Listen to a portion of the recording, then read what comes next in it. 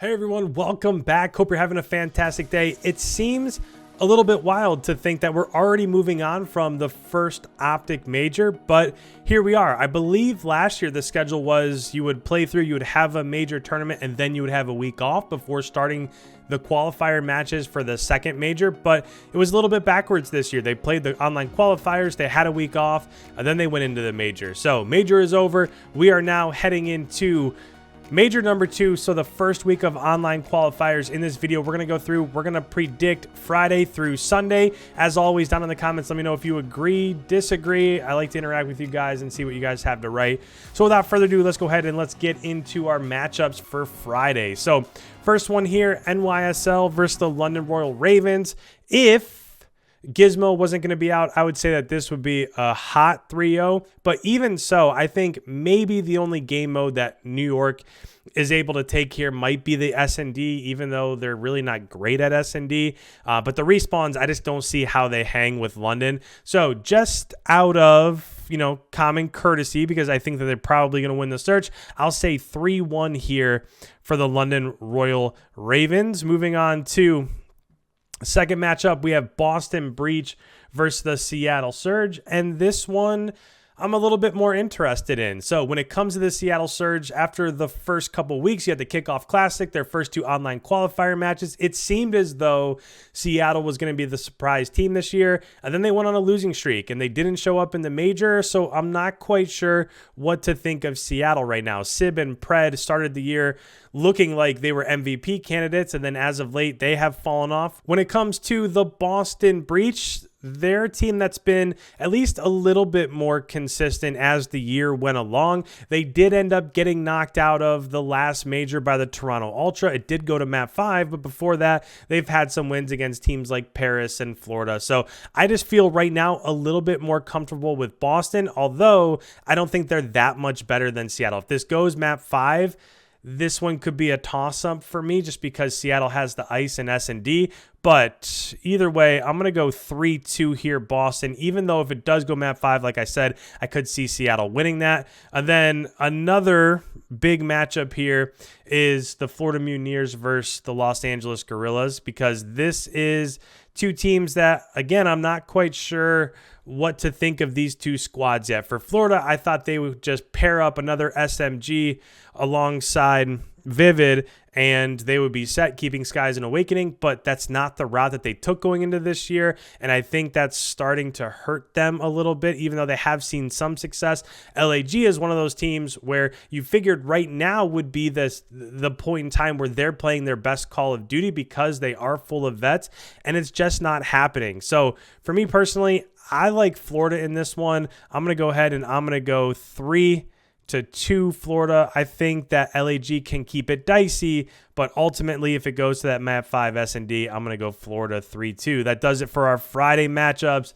And moving on, we go into Saturday. So Paris Legion versus LAG. This is another interesting one. So I picked Paris in the second round matchup against Boston in the last major because I thought that they looked much improved. Now, they're not going to be like a top 5 or a top 6 team, but I thought they looked much improved after they went ahead and brought in Tom Gravity. So another roster change. It might be a little bit too much too soon. I do think they're going to get better from this series of roster moves that they've had. But for right now, I think this is almost a must win for LAG, because if they lose this one, then I think there has to be a team change. So I'm going to say 3-1 here for LAG. I'm not super confident in them. If Paris came out and won this, I wouldn't be shocked.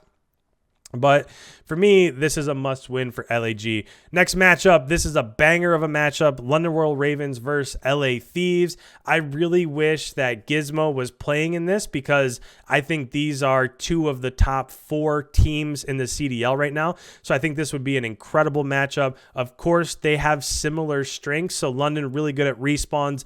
Los Angeles Thieves really good at respawns. The only downfall right now currently of these 2 is the fact that they're not the best best S&D squads. So for me, just because of the fact that they do have a sub, I think it'll be too much for London to overcome. But I do think it goes map 5, and I think the boys from LA Thieves clutch up. Moving on, really big matchup here. So Minnesota Rocker versus the Toronto Ultra. If Toronto was at full strength and they were playing like they were last year, I would give them the edge here. But because of the fact that now, again, on the flip side of things, Minnesota is also rumored to be going through a role swap. So you're going to see Priesta on an SMG and Attach on an AR. I think this is a move that could definitely extend the longevity of Attach's career. I mean, he's been shredding this year. He's been Minnesota's best player. You go through and you put him on main AR, a rollout's a little bit easier for those veteran players to play. I think Attach is going to continue to get better. So just because of the fact I don't have a ton of confidence in Toronto right now, and because of the fact that Minnesota is the #1 S&D team in the CDL so far this year, I'm going to give Minnesota this one 3-2. And last but not least, the Atlanta FaZe versus the Seattle Surge. I know you can't see it, but right here, this is the Seattle Surge. You can kind of see it. But for me, this is going to be a quick 3-1. I think Seattle probably wins the S&D, although if I had to put my money on it, I would say it's a 3-0. But I'm just giving Seattle the benefit of the doubt here. So I'm going to go 3-1 Atlanta. I think they're going to come back with something to prove here during the second major online qualifier matches.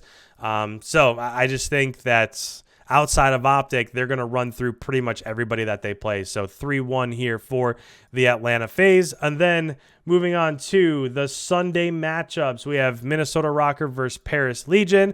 I think this is going to be a 3-1. I think Paris will get them in a respawn, but I think the S&D and the control probably go Minnesota's way. If Minnesota wins this 3-0, I wouldn't be shocked. And honestly, if it goes map 5, who knows? I mean, Paris will have another match underneath their belts in terms of experience. I do think that Paris squad is improving quite a bit. I wish I could make this Sunday prediction after I saw what the teams have done in their previous matchups. But right now, just when it comes to those guys playing together and the overall team chemistry of Minnesota, I think it'll be what ends up giving them the victory here in this one. Next matchup, New York Subliners versus Florida Mutineers. I think that New York Subliners roster is in shambles. I know that there's kind of another rumor going around that New York might bring Neptune back into the fold, and that means they'd have to drop either Krim or Clay. If that happened, I think it would absolutely help them. I think Hydra alongside Neptune, and then Royalty and whoever else you want to add, I think that would be the best thing to happen for this NYSL squad. Again, I wish I could see what they do earlier on in the week, and I could wait to see what this roster looks like. But if there's no changes, then I think Florida's the much better squad here. I'm going to go 3-2 with them clutching up in the map 5 S&D. Then last but not least, the final matchup here. What a banger. LA Thieves versus Optic Texas. And for this one, it's tough because obviously what Optic was able to do at the LAN event, they're clearly the #1 team when it comes to power rankings, but they also had their entire fan base in front of them. They had thousands, hundreds of people out in the crowd. I mean, that was as pro-Optic of a crowd as we've ever seen. And this is going to be on LAN, so they're just going to be sitting in the Hex quarters and playing this match, and I think that brings a little bit of a different vibe. However, on the flip side of that, LA Thieves is really struggling when it comes to S&D, and Optic is the #1 control team in the CDL right now. So I think that does end up giving them the edge. I'm going to say the hard points probably go to LA Thieves. Optic Texas is going to win the 2-3-5 battle here. So I'm going to go 3-2. They clutch up in the map 5 S&D. So those are my predictions. That's what I've got for this week ahead. Again, comments down below. I do go back through at the end of each day and I talk about what happened, storylines, maybe break down a film tape or two. So make sure that you are here throughout because I'm going to give you coverage of all of those really exciting matchups from Friday through Sunday. So anything you disagree with, anything you agree with down in the comments, put it down underneath. Thank you guys so much for watching. If you're new around here, you enjoy this CDL content, make sure you hit that subscribe button, leave a like as it helps out the channel. Thank you guys so much. We'll see you in the next upload.